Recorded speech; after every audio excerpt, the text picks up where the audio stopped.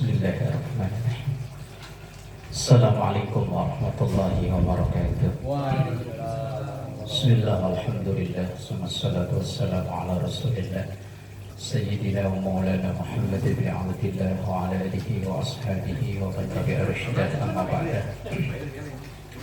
Ila hadratin Nabi Mustafa Muhammadin sallallahu alaihi wasallam wa ala alihi wa ashabihi wa azwajihi wa dhurriyyatihi wa ali baitihi al-kiram wa jami' ummatihi minal muslimina wal muslimat wal mu'minina wal mu'minat aynama kana, khususan mu'allif hadzal kitab Asy-Syaikh Salim bin Abdullah bin Salim Al-Khadrami Asy-Syafi'i, Asy-Syaikh Al-'Allamah Muhammad Nawawi Al-Bandari Al-Jari Asy-Syafi'i bi barakatil Fatihah. A'udzu billahi minasy syaithanir rajim. Bismillahirrahmanirrahim. Alhamdulillahi rabbil alamin arrahmanir rahim maliki yaumiddin. Iyyaka na'budu wa iyyaka nasta'in ihdinas siratal mustaqim. Shiratal ladzina an'amta 'alaihim ghairil maghdubi 'alaihim waladdallin. Amin ya rabbal alamin. Bismillahirrahmanirrahim. Sedikit ulang ya biar nyambung ceritanya. Wasaminuha at-talaqu, atasnya paling berapa baris doang? 5 baris. Wasaminuha at-talaqu wa huwa minal kabair illa fi sab'in suwarin fala yahrumu talaquha fiha. Nah, mulai dari situ tuh. Udah ketemu? Ntar udah kalau alami soal baru ketemu.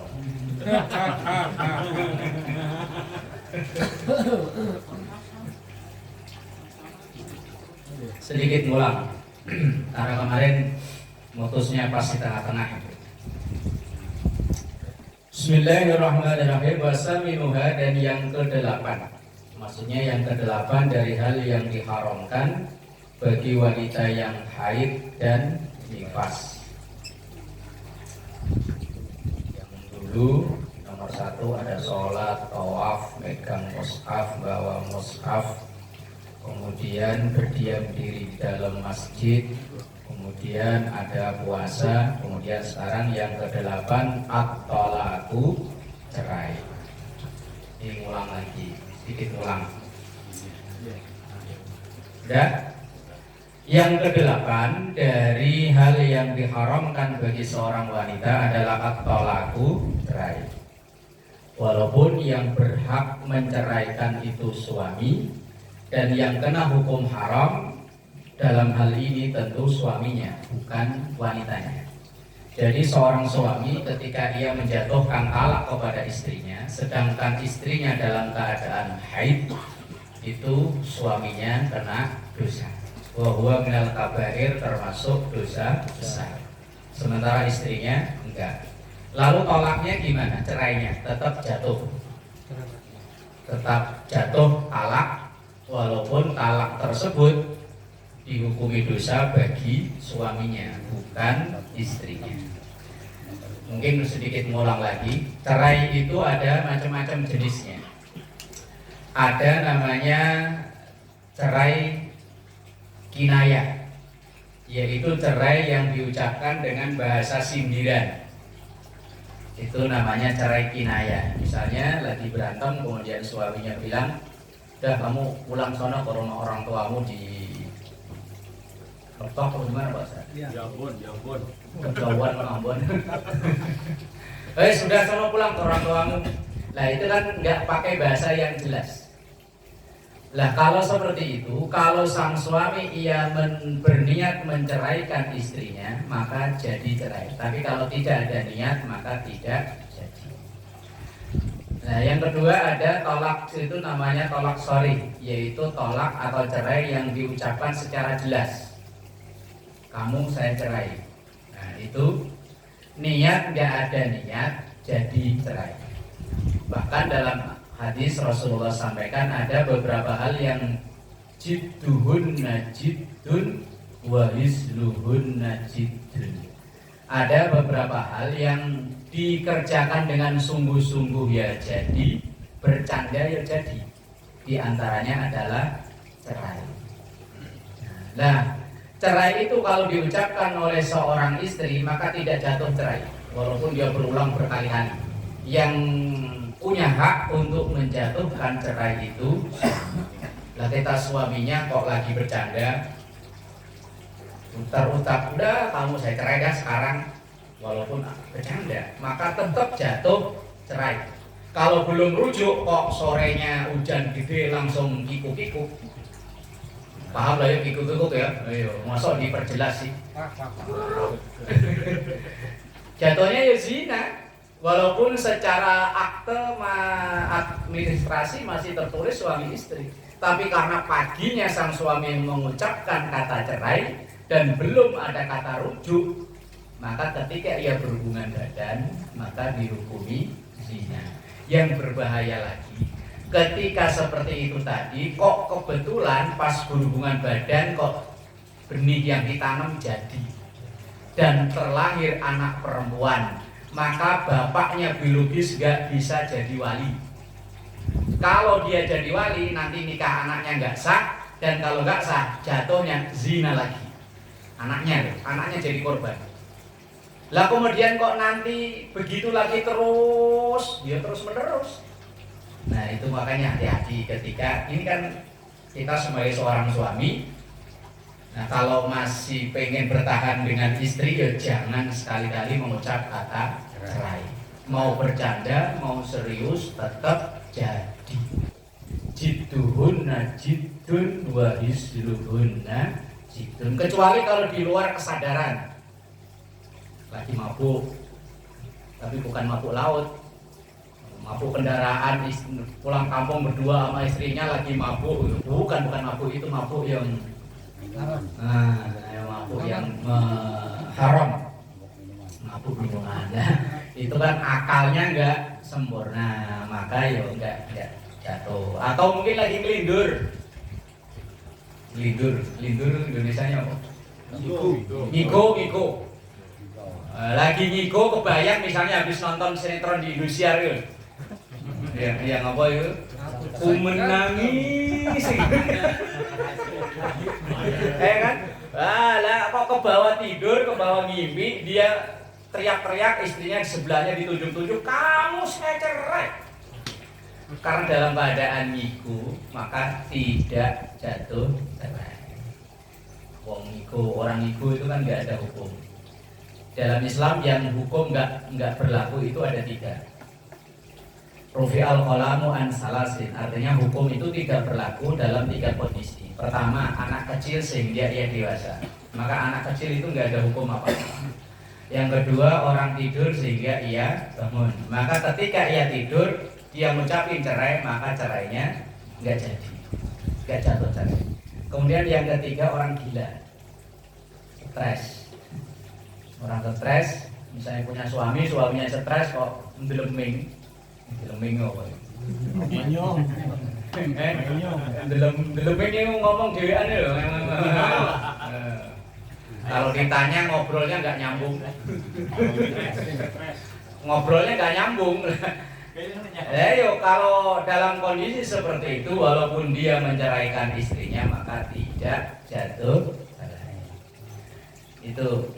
Kemudian ada lagi jenis-jenis cerai yang namanya dilihat dari sisi kualitasnya. Kualitas itu maksudnya bisa balikan atau enggak. Itu ada 2. Ada namanya tolak roj'i. Tolak roj'i itu tolak yang talak atau cerai yang masih ada kemungkinan untuk kembali. Itu talak 1 dan talak 2. Itu namanya talak roj'i. Misalnya suami istri berantem, "Kamu saya cerai." Oh ya udah cerai. Nah itu namanya talak roj'i karena dia masih ada kesempatan untuk rujuk. Nah kemudian lain bulan berantem lagi, terucap kata itu lagi, nah itu masih talak roj'i. Kemudian udah misalnya bulan Januari berantem, kemudian bulan Mei berantem lagi, cerai lagi.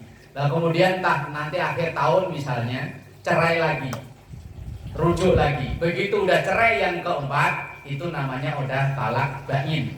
Talak bain itu talak yang udah nggak bisa balik lagi. Itu talak 3 itu. Talak 3 itu dalam pendapat ulama yang paling sahih itu kalau diucapkan dalam jeda waktu, bukan kok sekali langsung. Kamu saya cerai.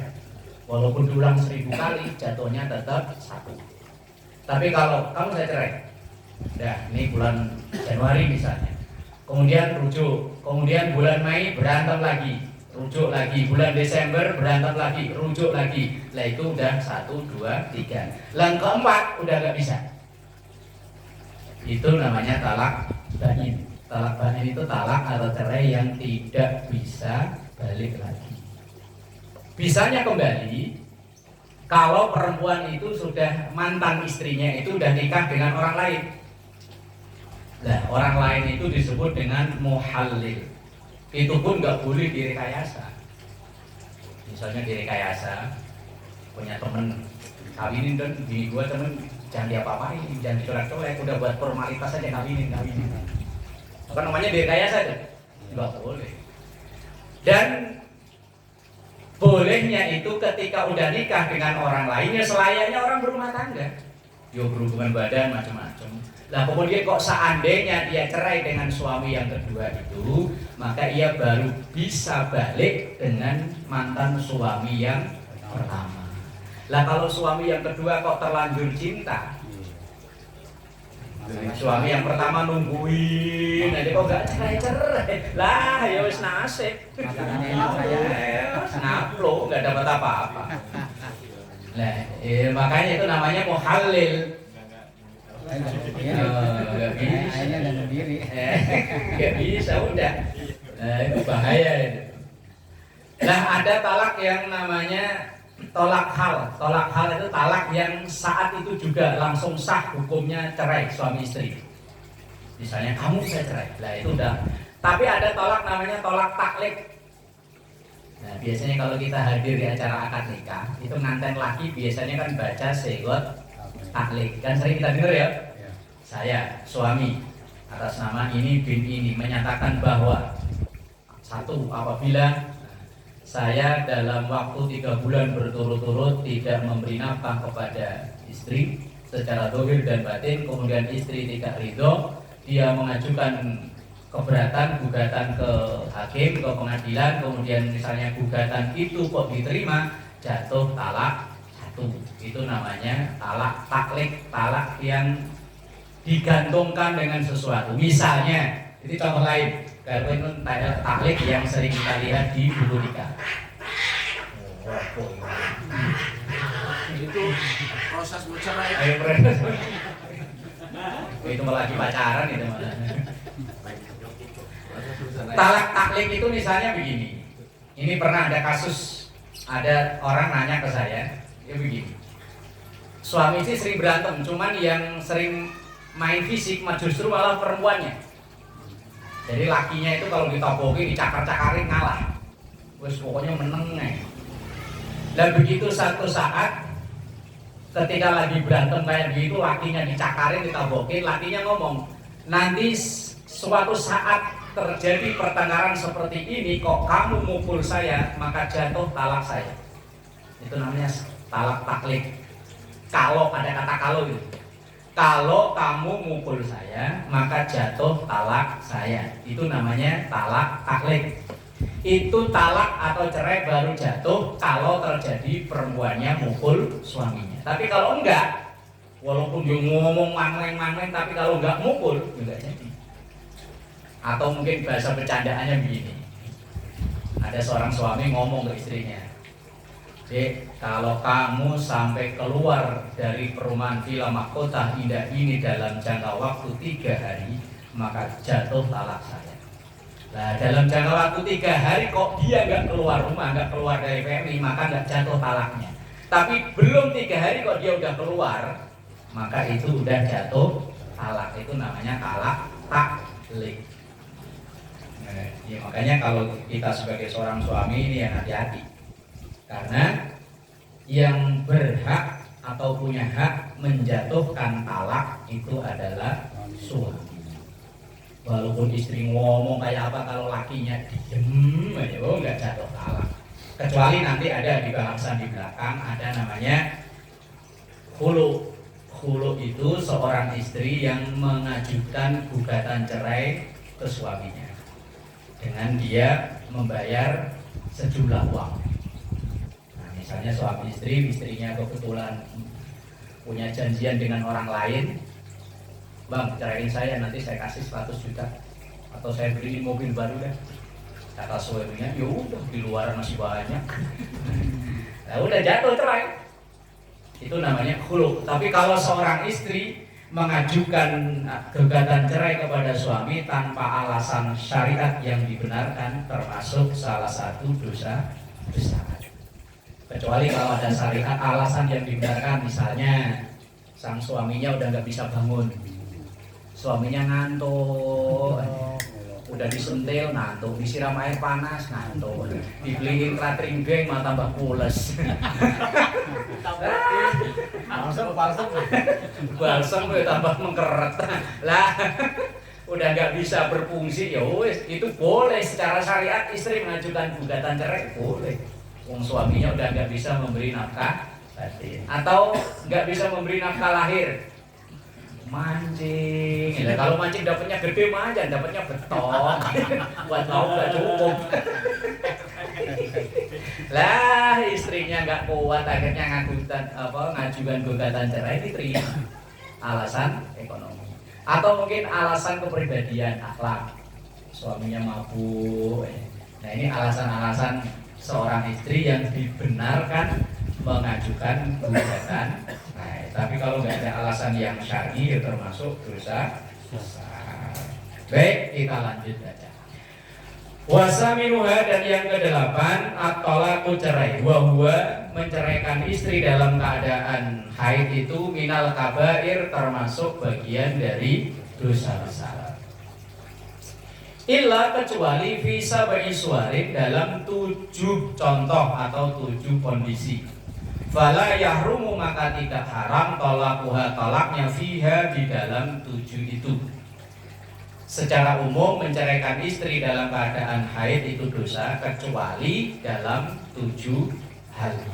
Apa itu? Al-awwalu, yang pertama, idza qala, ketika seorang suami mengatakan, anti, engkau istri, tolikun, saya ceraikan, fi akhiri juz'i min haidika, di akhir sebagian masa haidmu, au ma'a akhirihi, atau di akhir haidmu, au indihi, atau di pas terakhir hari haid.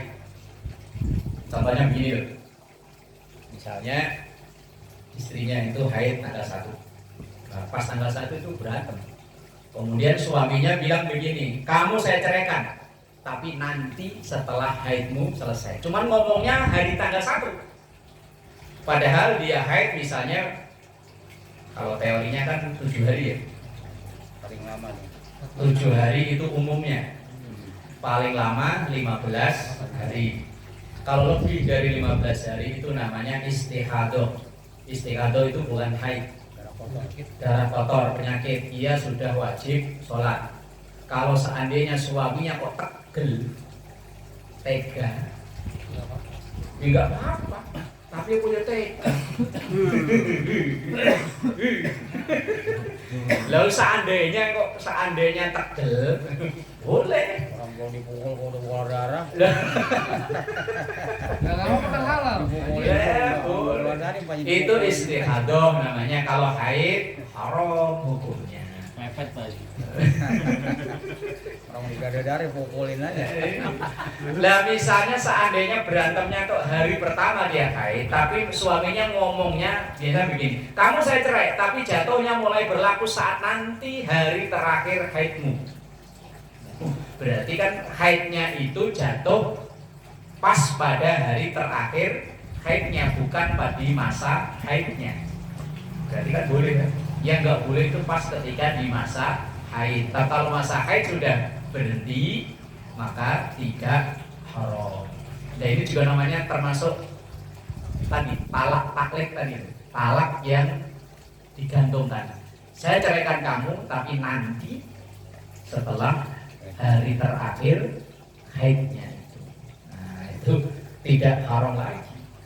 Ya kita belajar ini bukan mau praktek, bukan, untuk tahu supaya menghindari. Waspada, jangan sampai udah berumah tangga tahun-tahunan asal berantem cerai, rujuk enggak. Wah, wes kikuk-kikuk udah bertahun-tahun udah jadi anak 6. Wes repot. Gimana begitu? Bagaimana kalau begitu? Wes bawa alam. Lah kalau memang dia belum tahu, ya namanya belum tahu. Tahu. Nah iya, kemarin kan wajibnya orang belum tahu kan nyari tahu. Nyari tahu. Ya kan repot. Nah, makanya kita belajar begini supaya tahu supaya bisa waspada. Tadi bahasanya waspada, hindari. Jangan sampai udah berantem papok cerai. Malamnya pluk jadi anak.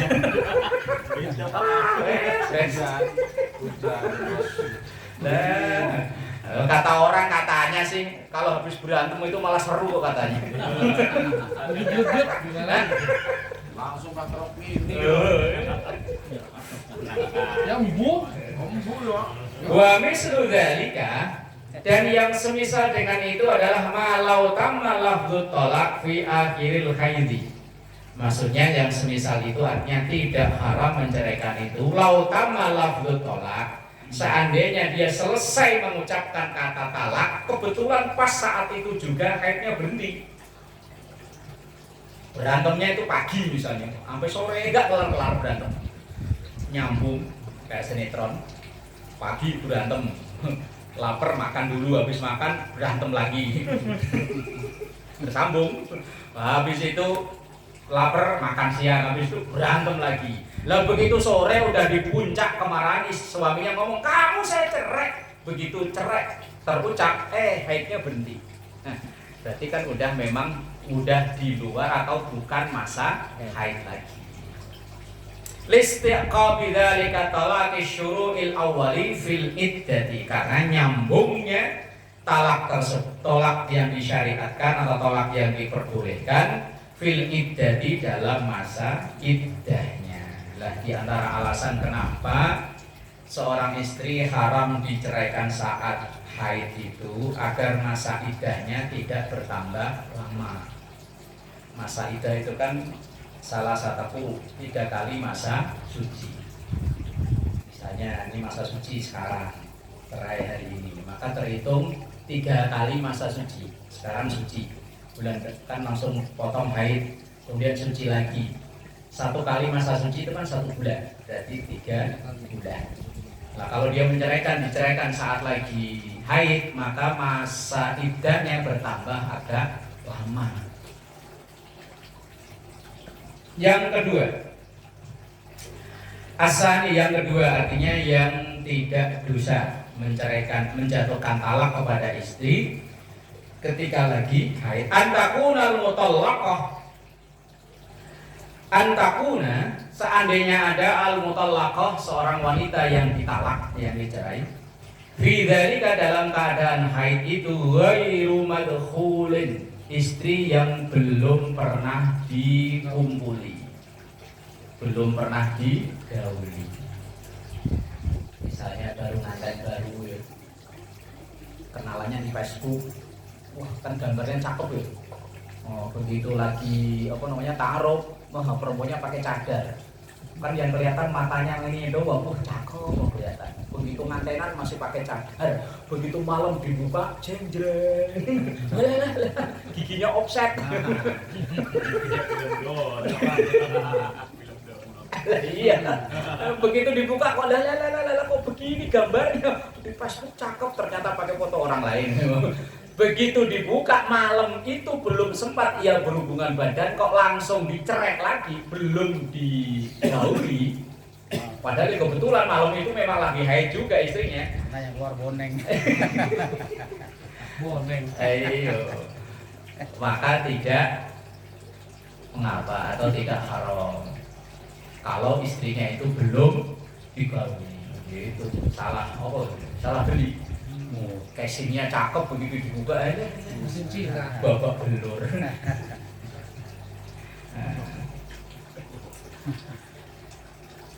Li'adamil iddati, karena tidak adanya masa iddah. Jadi wanita istri yang dicerai tapi belum sempat berhubungan badan, itu tidak ada masa iddahnya. Begitu dicerai kok misalnya Paris melihat kok naksir, ya udah buat 2 aja dah.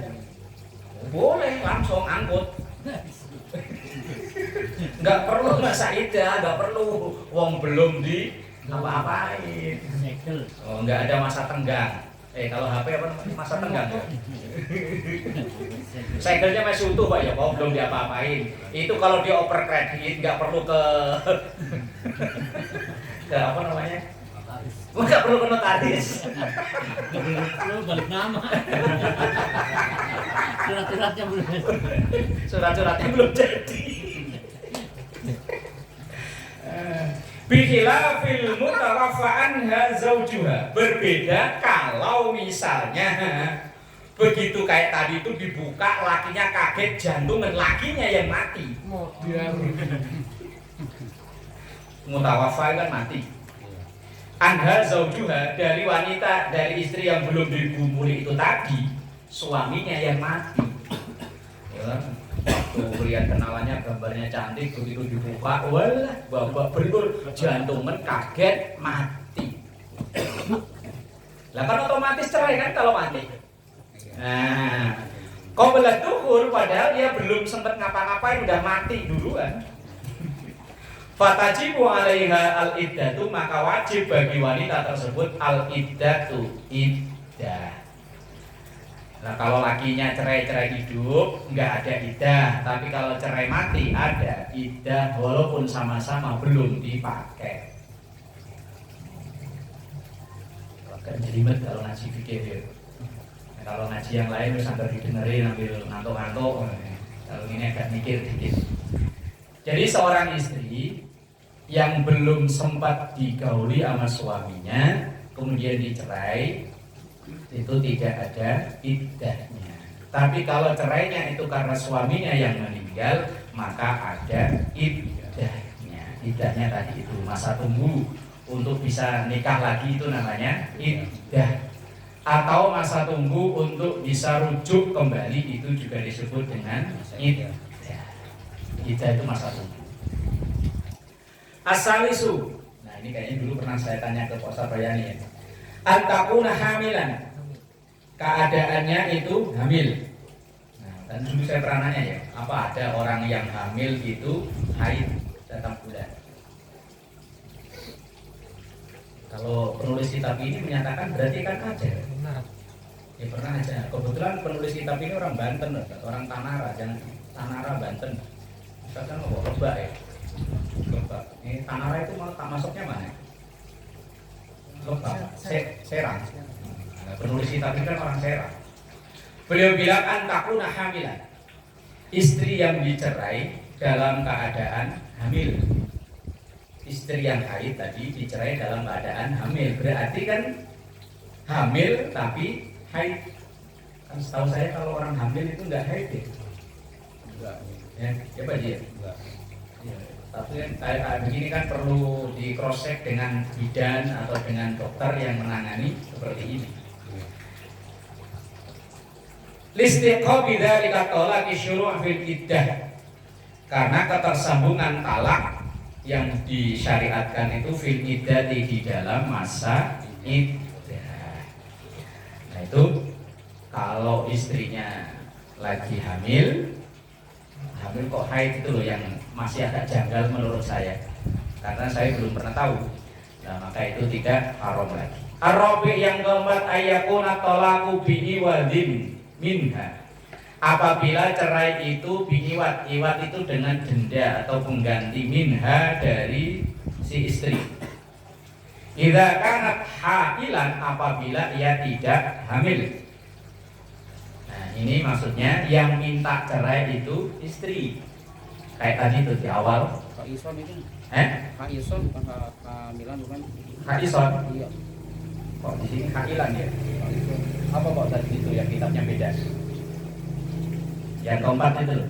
Ayakuna talaqu bi'iwadin minha idza kanat Kaidon mana? Kaidon. Iya, Kaidon. Di sini Kailan.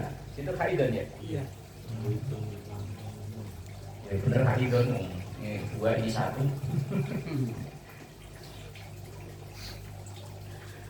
Ayyakuna talaqu biwadin minha idza kanat haidun, gitu ya. Iya. Nah, apabila cerai itu dengan denda pengganti apabila wanitanya itu sedang haid. Maksudnya begini, wanita yang sudah nggak betah sama suaminya minta dicerai sama suaminya, kemudian dia ngasih uang sebagai pengganti, sementara wanitanya tadi, istrinya itu dalam keadaan haid.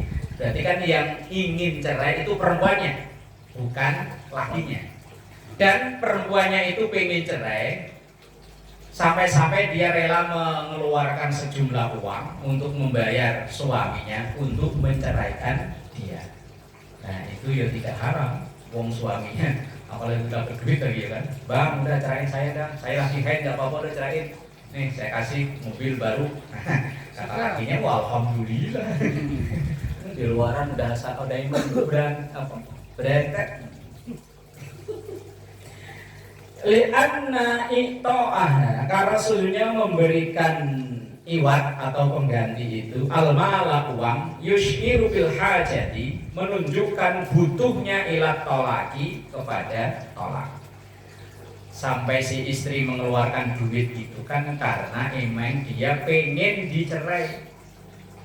Nah, maka itu suaminya tidak dosa. Wa khurija, dan dikecualikan al-audu minha ma law talaqaha bi su'aliha bila audin au bi audin min ghairiha fayahrumu. Berbeda kasus apabila seorang suami menceraikan istrinya dengan permintaan istrinya, tapi istrinya nggak memberi apa-apa, tanpa memberi iwat. Iwat itu sebagai pengganti. Fayahrumu, maka haram. Yang kena haram ya suami, yang menjatuhkan talak itu suami. Wal khamis, yang kelima, ayyakuna talaqu, apabila talak itu fi ilah, dalam masa sumpah ilah. Nah ini kita para suami hati-hati, harus mengerti ada beberapa macam sumpah. Begini, ada namanya sumpah li'an. Ini yang punya kuasa suami semua. Ada namanya ilah, ada namanya zihar. Ilah itu sumpah seorang suami untuk tidak menggauli istrinya. Misalnya lagi berantem, suaminya marah, pokoknya mulai malam ini saya nggak akan kumpuli kamu. Itu namanya sumpah ilah. Lah dalam sumpah ilah itu, ketika suami kok berubah pikiran langsung menceraikan walaupun dalam keadaan haid, maka tidak haram. Ada namanya li'an. Li'an itu sumpah seorang suami yang menuduh istrinya berselingkuh, berzina. Suami nuduh istrinya zina. Kalau mungkin lihat di HP-nya, isinya gambarnya kok begini, langsung timbul rasa curiga, kemudian terucap sumpah li'an. Li'an itu sumpah laknat kepada istrinya dengan menuduh istrinya berzina. Ada namanya zihar.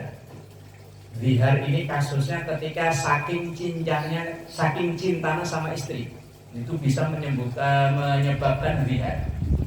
Misalnya begini, istrinya itu baik banget, sampai karakter istrinya itu hampir mirip dengan emaknya. Sampai dia bilang, Dek, kamu kok kayak emak saya. Itu kalau sampai terucap kayak begitu secara zahir, itu namanya sumpah zihar. Kalau seperti itu yang terjadi, menyamakan istri dengan ibunya, maka ia tidak boleh menggauli istrinya itu sebelum dia membayar kifarat. Kifaratnya berat, puasa 2 bulan berturut-turut. Apa ya? Sebulan aja nyolong pengen ngudut aja. Nah ini 2 bulan. Kalau nggak kuat, boleh diganti dengan memberi makan 60 orang fakir miskin. Cuman yang 2 bulan dites dulu, kok lama tuh nggak kuat, belum dicoba kok bilang nggak kuat. Ini yang berat itu kalau terucap kata zihar. terlalu benci sama istri ya bisa menyebabkan talak, li'an, ilak itu tadi. Kalau terlalu cinta bisa menyebabkan zihar. Wes pokoknya ini kalau istri mah nggak ngaruh. Maka dalam bab pernikahan itu yang sangat dominan itu berhukum berkenaan kepada kita laki-laki. Jangan sampai berlebihan bencinya, ya jangan sampai berlebihan cintanya. Kalau cinta berlebihan sampai menyamakan dengan ibu, itu namanya zihar. Nasi makannya cukup 1 kali atau Ya, sehari selama sehari. Selama sehari 60 orang lah. Kalau sehari makan 3 kali, sekali makan 10.000 tinggal ngitung. Nah, cuman kan puasanya 2 bulan dulu dicoba. Yang berat kan itu. Lah kalau ngasih makan lah 60 orang misalnya kalau sehari 10.000 cuma 600 kali 3 sudah 800 enteng. Lah kalau yang puasa 2 bulan itu. Kalau memerdekakan budak udah nggak ada. Aslinya kan urutannya 3, memerdekakan budak. Sekarang budak udah nggak ada. Kemudian puasa 2 bulan berturut-turut. Kalau itu nggak kuat, dengan catatan udah dicoba dulu, baru memberi makan 60 orang fakir miskin. Itu yang berat itu puasanya ini. Ya, makanya ucapan kita kepada istri itu hati-hati. Terlalu cinta ya bahaya. Kalau sampai terucap begitu, terlalu benci ya bahaya. Yang penting nggak ngucap itu. Nggak ngucap, kalau cuma dibatin toh ya nggak ada hukum. Fikih itu yang dibahas itu yang sudah dohirnya. Kalau cuma dibayangkan doang, masakan istri saya kok, yos nggak mau. Yang bahaya itu kalau terucap. Saking cintanya menyamakan istri dengan ibunya. Ayyakuna talaqu fi ila'in, apabila cerai itu dalam sumpah ilah. Bimutalabatihat talaq fi halil haidhi, dengan permintaan cerai dalam keadaan haid. Ba'da mutalabatuhal waq'u minaz zawji fi halid tuhri. Ada detail ini pembahasan Imam Nawawi tentang ini. Misalnya begini, ketika suami sumpah sama istrinya nggak akan menggauli. Nah, kemudian kan namanya dalam sumpah ilah kan? Kemudian berantem. Ketika berantem suami terucap kata cerai. Padahal dalam keadaan sumpah ilah. Lah, cerainya itu kan dalam keadaan haid tentunya kan. Pembahasannya itu, maka itu tidak dosa. Tetapi begitu ia suci, istrinya itu udah udah minta digauli sama suaminya. Fi halituri, dalam keadaan suci, fayamtani minhu, fayamtani maka tercegah atau tidak boleh, karena di awal tadi dia sudah terlanjur menjatuhkan kata cerai, talak tadi itu, atau ilah itu kan sumpahnya suami. Li'anna hajataha syadidatun ila talaq, karena kebutuhan istri atau keinginan istri untuk dicerai itu sangat kuat. As-sadis, yang keenam, ma idza talaqa hal hakamu, apabila talak itu dijatuhkan oleh seorang penguasa atau hakim. Fi shiqaqin, dalam keadaan suami istri bertengkar. Jadi ini udah masuk ranah ke pengadilan ini. Misalnya suami istri berantem, tapi suaminya tidak mengucapkan kata cerai. Kemudian istrinya mengajukan gugatan sampai di sidang ke pengadilan. Kemudian ketika melihat bukti-bukti macam-macam, akhirnya hakim memutuskan cerai. Waqa'a bainaha wa baina zawjiha wa baina zawjiha li hajatiha syadidati ilaihi. Maka cerai yang seperti ini tidak haram, karena yang menjatuhkan bukan suami, tapi yang menjatuhkan adalah hakim. Misalnya kan suami istri berantem, nah, suami istrinya itu dalam keadaan haid. Lah suaminya nggak ngucap cerai-cerai, nggak ngucap, tapi berantem terus. Lah kemudian istrinya ngajuin gugatan ke pengadilan, begitu di sidang, setelah melihat saksi, bukti macam-macam, kemudian hakim ketok palu, putusan cerai. Maka maka ini tidak dosa bagi suaminya, walaupun perempuannya itu dalam keadaan haid, karena yang menjatuhkan cerai itu bukan suaminya tapi hakim. Nah ini kalau udah masuk ranah pengadilan. Tapi biasanya kalau di Indonesia kalau masuk pengadilan itu lama prosesnya ya. Ada mediasi macam-macam lama. Ya memang cerai itu perkara halal, tapi kalau bisa ya dihindari sebisa mungkin kalau bisa. Asabi yang ketujuh. Ini kan tadi secara umum talak itu haram dalam keadaan haid, tapi kecuali 7. Kalau ini keadaannya sekarang udah nggak ada ini. Malau qala sayyidu li ammatihi. Seandainya ada seorang tuan berkata kepada budak perempuannya, amat itu budak perempuan.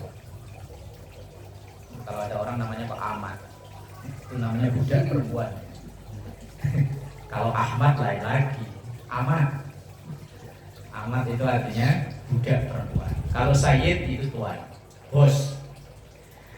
Lah ada seorang tuan ngomong sama budak perempuannya, ngomongnya begini, in talaqaki zaujul yauma fa anti hurratun. In talaqaki, seandainya mentalakmu azzauju suamimu, al yauma hari ini fa anti maka engkau wahai budak perempuan hurratun merdeka. Tuannya ngomong begini, kalau suamimu hari ini menceraikanmu, maka hari ini kamu merdeka. Budak, kalau sekarang kan udah ada budak. Budak beda sama pembantu. Kalau pembantu itu kan sistemnya, statusnya kerja. Kalau budak itu kayak hewan yang dibeli. Suruh kerja, hanya dikasih makan, nggak dikasih upah. Kalau bosen, boleh dijual. Itu budak. Kalau perempuan, boleh digauli. Kalau laki-laki kalau punya budak 20, boleh itu ganti-ganti sehari 5. Kalau kuat tanpa hijab. Tanpa.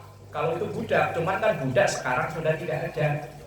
Status budak itu sekarang tidak ada. Kalau dulu zaman masih belum dihapuskan perbudakan, budak itu statusnya ya kayak barang kepemilikan. Ya kayak kita punya motor gitu. Pakai terus rusak betulin, kalau nggak mau betulin jual. Budak begitu. Makanya budak itu kasihan aslinya ya, sama-sama manusia. Makanya Islam itu setiap ada pelanggaran berat, hukumannya memerdekakan budak. Itu dalam rangka salah satu usaha agama Islam ini untuk menghilangkan perbudakan. Ya, orang-orang tokoh pembesar jahiliyah saat itu, yo istrinya sih satu, cuman budaknya bisa 20, bisa 100. Makanya kambing, lah kita makan singkong. Ngantuk lah dia makannya kambing tuh pikirnya melek mulu Pak Idris ya. Iya, kalau istri satu yo nggak sanggup, makanya budaknya 20. Lah seandainya ada seorang budak ngomong ke seorang tuan ngomong ke budak perempuannya, kalau suamimu menceraikan hari ini maka kamu merdeka. Fa'alima zauju dzalik. Lah kemudian suaminya itu tahu kalau bosnya itu ngomong begitu. At-ta'liq wa adamu ruju'i sayyidi fatallaqaha, dan tuannya itu, sayyidnya itu tidak menarik omongannya. Au sa'altuhu dzalik, atau permintaannya, fala yahrumu talaqaha, maka tidak haram bagi suaminya si budak perempuan itu untuk menceraikannya. Lil khalasi, karena untuk menuntut kebebasan minariki, dari perbudakan. Bagi suaminya ada dosa itu. Irdawamuhu, karena keberlangsungan dia keterlanjutan ia menjadi budak itu ador, lebih madorot biha terhadap budak perempuan, min tatwilil iddati, daripada lamanya masa iddah. Jadi, tapi ini kan kasusnya udah gak ada kasus ini, karena perbudakan udah gak ada. Ini tadi saya bilang budak dan pembantu itu beda, nggak ada, statusnya nggak sama, jadi tidak bisa disamakan. Wa qad la yasmahu bihi as-sayyidu ba'da dzalik. Tapi ya kasus seperti ini jarang terjadi. Au yamutu fayadumu asruha. Bahkan sampai mati, kadang seorang sayyid itu ya tidak ada yang memberi keringanan kepada budaknya. Jadi tadi ini sudah tidak ada. Diselesaikan lah ya ini ya. Ini kan sisa dari sebelum Ramadan ini kan. Wal hikmatu, dan hikmahnya fi tahrimi tolaki, di dalam keharamannya cerai bil haid, disebab dalam keadaan haid. Nah ini hikmahnya, kenapa haid, wanita haid itu haram untuk diceraikan. Tadurruha bituli muddati tarabbus, itu menyengsarakan seorang istri dengan lamanya masa iddah. Termasuk biasanya kan wanita kalau lagi haid itu kan emosi tidak stabil. Makanya kadang kalau ada perempuan marah dulu kayak lagi dapet aja, memang emosinya tidak stabil. Begitu lagi marah begitu, lagi emosi tidak stabil lah kok dijatuhi cerai, malah tambah menyiksa. Nah, maka termasuk hikmahnya biar tidak menyiksa seorang istri ya jangan dijatuhkan cerai saat lagi haid.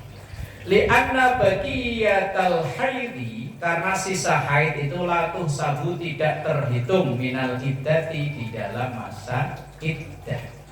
Qala Allah Ta'ala, firman Allah Ta'ala, idza talaqtumun nisaa fatalliquhunna liiddatihinna. Surah At-Talaq ayat pertama. Idza talaqtum, ketika kalian menceraikan an-nisaa, istri, fatalliquhunna, maka ceraikanlah liiddatihinna, dengan memperhatikan masa iddahnya. Kalau kelamaan kasihan perempuannya. Artinya idza aradtum, ketika kalian para lelaki menghendaki talaqal azwaj, menceraikan istri, al mautu ati, yang telah digauli, allati ya'tadidnal bil aqra, yang ia menunggu masa iddahnya, fatalliquhunna, maka ceraikanlah mereka fi awalil waktu, di awal waktu, maksudnya di awal masa suci, biar masa iddahnya itu tidak terlalu lama. Alladzi yashra'na, yang syariatkan fihi, di dalamnya, fil iddati, di dalam iddah, bi ayyakuna tolak, gambarannya dengan kondisi tolak itu fituhrin, dalam keadaan suci, artinya perempuannya itu suci, lam tujami fihi, yang tidak digauli fihi, di dalam masa suci. Wal muradu, yang dimaksud waktu syuru'ihinna, waktu disyariatkannya itu, ma yashmalu, apa yang mengandung waktu talak busihinna, waktu tunggu. Iddah itu kan tunggu. Falau tulliqat, seandainya seorang wanita itu dicerai fi iddatin, dalam masa iddah, talaqin raj'iin, talak raj'i. Talak raj'i itu talak yang ada kemungkinan untuk kembali. Fala hurmata, maka tidak haram ditalak busiha, karena masa tunggunya bil iddati, di dalam masa iddah. Jadi hikmahnya, di antara hikmah wanita tidak boleh dicerai saat lagi haid itu, agar masa iddahnya itu tidak terlalu lama. Ini termasuk penghormatan Islam terhadap perempuan, agar hak-hak perempuan itu tidak terzalimi. Nah ini yang ke-8, yang haram bagi wanita haid, yaitu dicerai. Yang ke-9, wallahu a'lam bishawab.